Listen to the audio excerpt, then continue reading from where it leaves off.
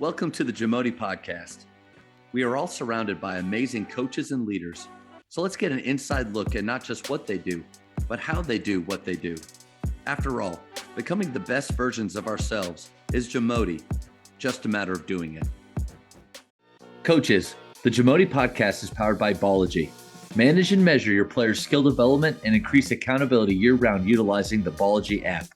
Boost inter-squad competition with drills backed by the National High School Basketball Coaches Association, including a 40-shot Ballogy skills assessment.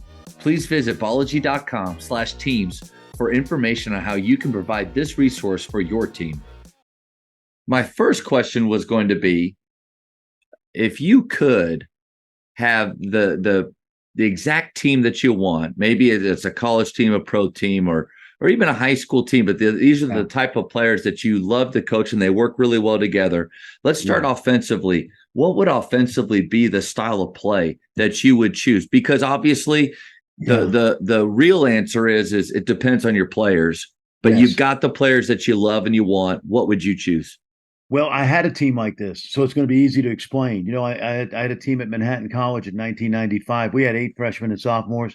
We had no idea how good we were to start the season, honestly. You know, it was my third year. I had been to an NIT and an NCAA already, thanks to Steve Lapis, who left me a good team behind. And year 3 was mostly my guys by now. You know, we built on what the success we had. And I had, to give you an idea, I had New York City kids for the most part, New York and Jersey. They were mostly coached by the Catholic League high school coaches in New York and Jersey, which at that time was some of the best high school coaching in the country. And that team also had, I think 9 out of the 13 came from 2-parent families. Now, these were inner city kids. When I say inner city, they were minority kids. They were African-American. They were New York kids, coached hard by their high school coaches, and then most of them 2-parent families. So when I got them, they had a sense of discipline in their lives. Yeah. Okay. So that was the first thing. So I could coach them hard. Okay.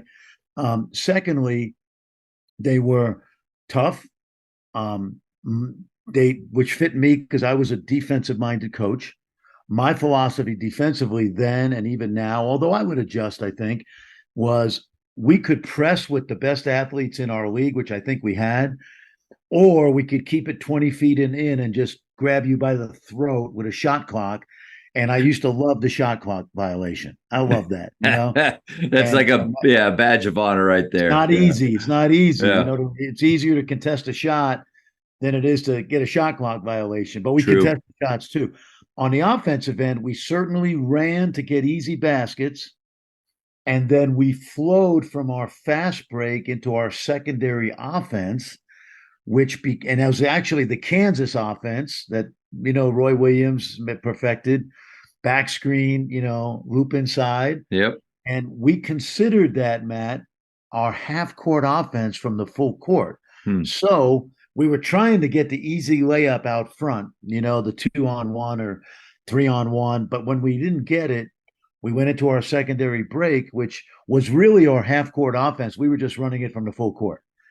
And then in the half court, we were trying to figure out ways. I don't believe you can be a motion coach and a set play coach. I think if you're one, the other one's got to be simple. So if you're all motion like Dick Bennett or Tony Bennett or Coach Knight or others, then your sets have to be simple because you're spending all the time in practice on motion. If you're a set play coach, which I was, then your motion's got to be simple. And I once asked the late, great Skip Prosser about his motion rules, and he said 2-ball reversals and drive it. So that's simple enough. Pretty simple, yeah. Pretty simple. And so, I'm saying this to you because this is the lesson for coaches, young coaches. You can't be great at 50 things. You have to figure out what's important to you, and then those got to be the basis of your program. And it's not that we didn't practice presso, or we didn't have tricky out of bounds plays, but we weren't spending 90% of our practice on that. We were running into secondary, set plays, and half court man to man, and that's what we spent most of our time on. And that team was 26-5. We knocked off Oklahoma in the tournament, Kelvin's first year. And to tell you about ball coaches, right? This is a ball coach, okay? There's some coaches who give you the blow by handshake after the game that just like they're embarrassed they lost to you, which is the truth, right? We beat Kelvin's team that particular day in the tournament, and we became very close friends because of that game, because he respected me and my team. And it wasn't like, I'm sure he was disappointed. Of course he was. I've lost NCAA games, but he appreciated me as a young coach, and we have been good friends ever since. So I don't know if that's a long-winded answer, but the moral of the whole story is don't try to be great at a lot of things. There's probably two or three things that you really are, it's important to you to be good at. And those are the things you have to spend your time on. And I think you might have been, did you feel this way, that you were ahead of the game with the way that you thought about offense there? Because so many times I feel like people talk about offense as if it's 3 or 4 different categories. In my opinion, when leather touches your fingertips, we're on offense, and we need to have concepts that there's very few breaks and stops. We're constantly playing. I love the 2 reversals and drive it. I mean, our goal is to create double gaps. And the moment there's a double gap, whether off a player movement or ball movement, we're attacking the paint. And from there, man, we score it, we spray it, we move it, and we just keep repeating that pattern. But you said it. You said we didn't want to, get the ball, walk it up, and then it just seemed to flow really well. Well, it's funny because I've studied offense my whole life, and I will say this honestly: I can get 5 guys off the street and give me 20 minutes in shell drill, and we'll be competent defensively. Like honestly, if you get 5, if you think of your 5 toughest kids you've ever coached or 5 toughest guys you ever played with, they can defend right now. You can give them some, shell stuff, rotation on the baseline. But offense, I told both of my sons who are coaching now, right? Matt and James, remember when they were little kids. Study offense. Defense comes relatively easy. And I don't mean that it's easier. Offense is hard because it takes timing, spacing, utilizing the talent you have. There's no sense of getting an open jump shot for a kid who doesn't make a lot of shots. So understanding your personnel and creating an offense that fits either individuals and or the team at the same time. And it's why I love studying like international basketball so much, because like I always say this, Matt, we always credit David Stern and Dave Gavitt with the Dream Team, 1992, and now you got all, you look at your Dallas Mavericks, right? Luka Doncic, Maxi Kleber, all the great, Jokic in Denver. Yeah. Well, here's what happened in the 60s. I'll give you a little history lesson here. Yeah. In the 60s, roughly, guys like Dean Smith, Chuck Daly, Dr. Jack Ramsey, U.B. Brown, they went around the world in the summer and they taught basketball. They did clinics around the world for the State Department and others. Just country federations would bring, hey, would you come to Italy and do a clinic for our Italian Coaches Association? We taught them to game. We taught them the game, okay, in all these parts of the world. If you watch basketball right now, they've taught it back to us. Spacing, big guys who can handle and shoot threes, pick and roll, passing, extra passes, flow.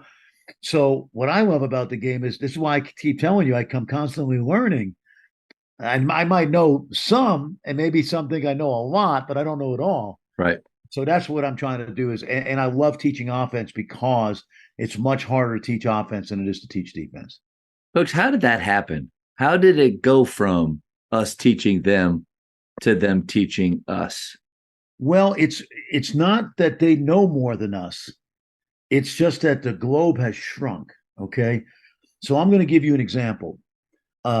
We all go to the Louvre in Paris. Okay. You're part of our American coaching contingent. And then we're going to meet our European friends at the Louvre, right? So we're going to go see the Mona Lisa. And the Mona Lisa is a masterpiece, right? When we look at it, it's a masterpiece. The American coaches see the masterpiece from straight on. Like that's our perspective. It's right in front of us. The European coaches are in the room with us, but they're off to the side. They see the Mona Lisa from a different perspective. Mona Lisa is basketball.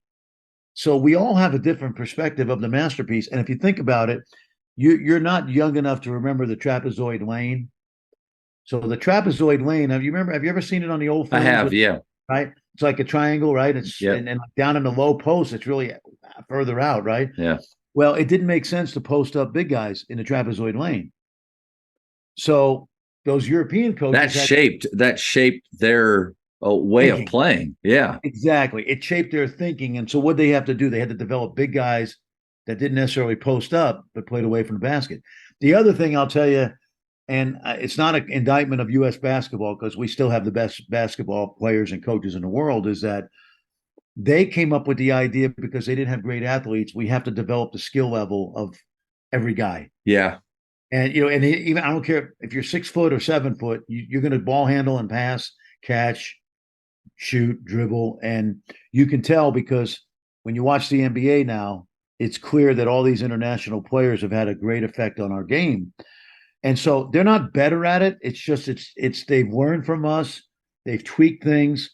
Now when we watch Golden State play, or we love watching Doncic and Jokic and guys like that, we're learning from them because of the way they see the game.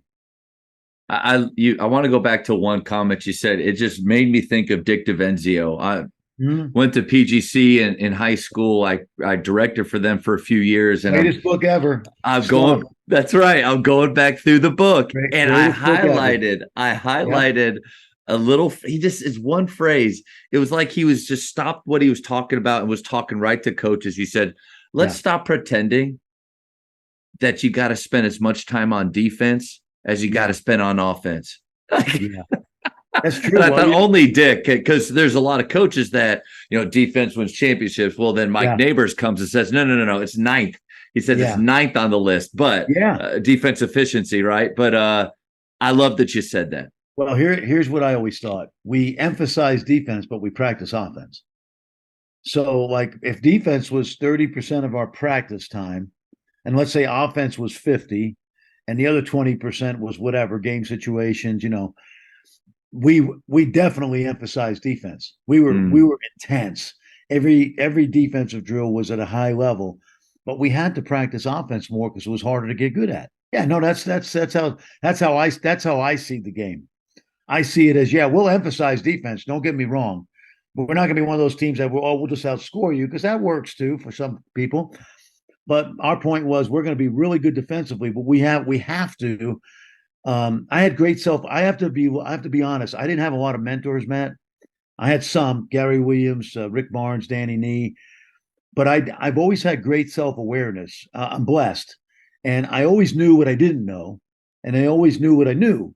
And so what I did learn early on was, we're going to emphasize defense, but in order to be good as a team, you have to really practice offense more. Coach, he nailed it with that self-awareness piece right there. Yeah. Instead of, in our practice time, instead of having offense and defense almost completely split, as if new segment, now all of our focus here, man, after you establish your concepts, your rules, the language that you want everybody to use, how you stand, where you stand, you establish that maybe through one shell drill, and then blend those two. Yes. If you have assistants, great. Like I have a couple, and they're part-time, but they're awesome. But even if it's just you, have the ability or the self-awareness in the moment to zoom out. It's the same thing as hitting culture. Culture isn't just a tagline at the beginning of your practice. Culture is infused all throughout, but you have to have the self-awareness to stop, hold on. Guys, that player's on the floor. What should we all be doing right now? That has nothing to do with offense or defense or whatever you're in, but it's an important moment. Now you've given me like 8 different directions to go.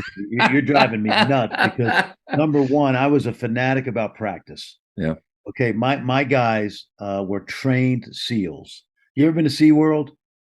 You go to SeaWorld, they put on a show on a random Saturday morning in October 30 years ago in Manhattan College, when it's like 38 degrees out, and coaches are coming in and practice is open. I got 8 high school coaches from New York there. At a random Saturday morning 10 a.m. practice, my players would see the coaches and go, okay, They said to themselves, not to me, we're putting on a show today. We're going to show them how hard we practice. I mean, I'm telling you that they did it because I'm going to use the word brainwash them. We did. We brainwashed them that practice was really important to us. Okay. I'm going to tell you a quick story, and then I want to remind me about Larry Brown. Okay. Got it. That year we had that great young team. We were 22-2 late in the season, and we played on a Monday, and we were playing on Saturday, Monday, Saturday, late in the year, right? So we gave them off Tuesday, and I came in on Wednesday, and I said to my coaching staff, I'm going to give them another day off. We're in good shape, kids we're playing well, we're rolling. I said, but I don't want them to think I'm happy. So we're going to go out and practice for the first 5 minutes, and then I'm going to kick them out. I'm going to come up with an excuse because I don't want them to be satisfied, right? So sure enough, and I could get volatile back in the day, No. theatrically. So a guy drops a pass or something happens, and I go nuts. I blow the whistle. Stop. You guys think you're better than you are. We're 22-2. I gave you one day off. You come out here today, and so I kick him out, and I go up to my office with my coaches, and the coaches are laughing and smiling, like that was a great acting job.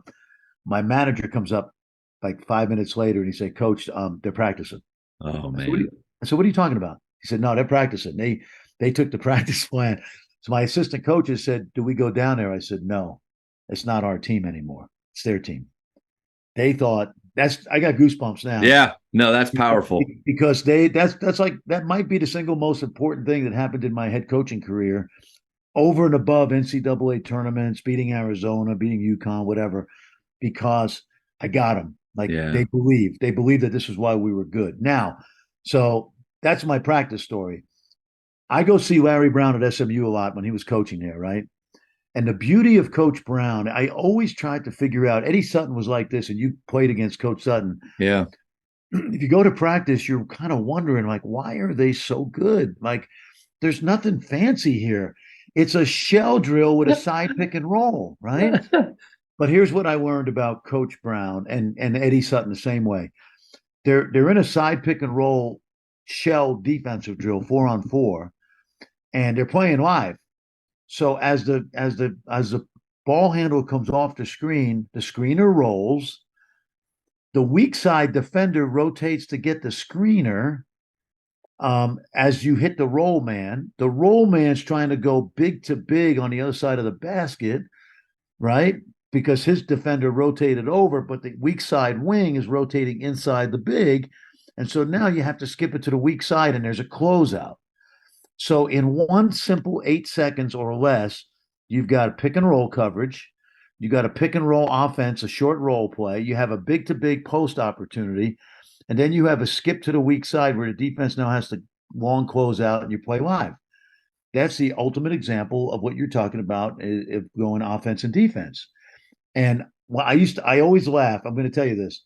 You ever heard this? Larry Brown is so smart. He could see all 10 guys on the court, go up and down the court twice, and he'll come back and tell this one guy what he did wrong.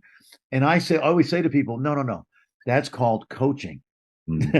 That's called training your eyes as a young coach to be able to see all 10. And it's not easy, but you grow as a coach when you can really train your eyes. But to your point, Matt, I totally agree. You have to practice offense at the same time you're practicing your defense, and the defense at the same time you're working on your offense. And because that's how basketball is played. It's very, very simple. And if you don't do that, in my opinion, that's where slippage happens. Slippage happens on either side when we're working on shell, but the offensive player is just holding it above his head, not looking like he's actually reading past level 1, which is his defender, seeing levels 2 and 3 of what could be out there. So there's a danger there. No, well, I think what happens is, especially with, say, shell drill, okay? Every coach on this podcast will know what shell drill is. There's an opportunity to get very robotic, and that's not how the game is played. Now, I was a fanatic about shell drill but shell drill to me was like defensive warm up. Like we always passed, catch. I used to have guys the first 20 minutes of practice say to me, I used to say to them, because I know what they were thinking, don't get bored if you're getting better. Like the first 20 minutes where we do all the basic offensive stuff, ball handling, passing, catching, moving, running up and down the court. We did a 3-man weave, but we did it for perfection. When we did our weave stuff, which was mundane and monotonous, it was always about perfection. So there were never any drops and never any missed layups. So we started again. But my point was, don't get bored if you're getting better. Because I would say to you, Matt, hold on, Matt. When's the last time you traveled? And you'd say, Coach, I haven't traveled this year. I go, yeah, no fooling. That's why we do our UCLA footwork drill. You're welcome. Yeah, exactly. And so then they would say to themselves, and I say, oh, by the way, Matt, every time you come off that little pin down on 3 side, that's our UCLA footwork drill every morning, every practice. So I had to always explain, as you know, and you do it, the why of the drill. So the reason, and I would say this, I'm bored too. I'm bored with the first 20 minutes. I want to start doing 5-on-5 and get into my sets, but we're not going to be good at our sets if you're not great at the first 20 minutes. And don't get bored if you're getting better, because I'm bored too. I wanted them to know, like, I'm not just doing this drill because I'm the head coach. And, this is what my high school coach taught us. I'm doing this drill because your footwork fits perfectly in the way you're going to come off a down screen and we're going to get you open. That's a hard balance to have, right? Because I think Thank you for checking out today's episode. Please take a moment to subscribe to this podcast, share it with your fellow coaches, and find us on social media for what's coming up next on the JAMODI podcast. It's just a matter of doing it.